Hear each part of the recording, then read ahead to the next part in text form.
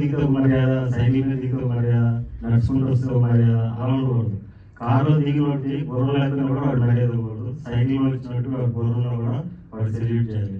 So ఆ thought process నేను యూత్లోకి ఎప్పుడు కూడా ఇండ్యూస్ చేయడానికి ట్రై చేస్తున్నాను.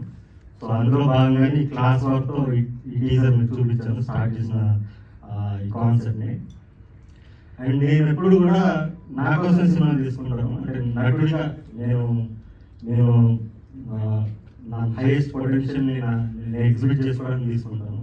కానీ నాతో పాటు ఎప్పుడు కూడా ప్రతి సినిమాలో 50 మంది నటీనటులు, కొత్త నటీనటులను ఎంకరేజ్ చేస్తాను. ఎందుకంటే నేను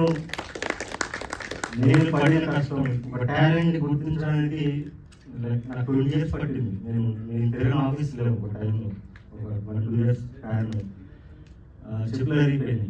నాకు 20 ఏళ్ళు పట్టింది, నాలా ఇంకోటి 20 ఏళ్ళు పట్టకూడదని చెప్పి నేను రాసే కథ కూడా ఒక రామాయణం లాగా, ఒక మహాభారతం లాగా ప్రతి క్యారెక్టర్కి ఇంపార్టెన్స్ ఉండేటట్టు, ఏదో ఉన్నారన్నట్టు కాకుండా ప్రతి క్యారెక్టర్కి ఇంపార్టెన్స్ ఉండేటట్టు ప్రతి ఆర్టిస్ట్తో ఉండేటప్పుడు 1-to-1 ఉంటాను. నేను గ్రూపులు కట్టేవాడిని ఎప్పుడు నేను ఎంకరేజ్ చేయను, ఎవరిని రాయను కూడా.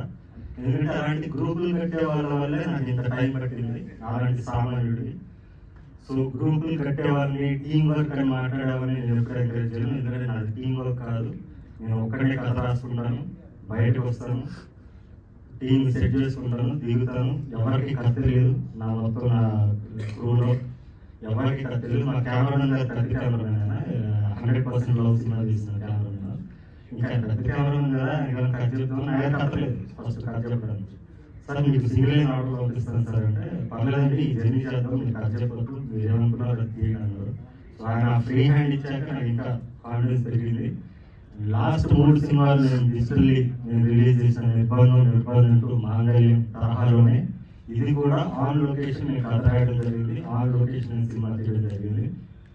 నేను ఒక్కసారి సెట్లోకి ఎంటర్ అయ్యాక డైరెక్టర్ నేను కాదు, లోవరాజు. దీని ముందు సినిమా కూడా డైరెక్టర్ నేను కాదు, దూరబాబు. సో అక్కడికి వెళ్ళాక వాటికి ఏమనిపిస్తే నేను చేస్తాను, నేను మీతో కమ్యూనికేట్ చేస్తాను. అండ్ ఇంకొకటి, కమింగ్ టు ఇండస్ట్రీ, నా టీజర్ లాంచ్ కూడా చూశారు. బుచ్చిబాబు గారు వచ్చారు, విశ్వక్సేన్ వచ్చాడు, అండ్ ఎస్కేఎన్ గారు వచ్చారు, and lot of industry people are ready to come. వద్దని చెప్పాను సార్, నేను వెళ్ళాను. సో ఇండస్ట్రీ సపోర్ట్ మనకి లేదనుకున్నాను.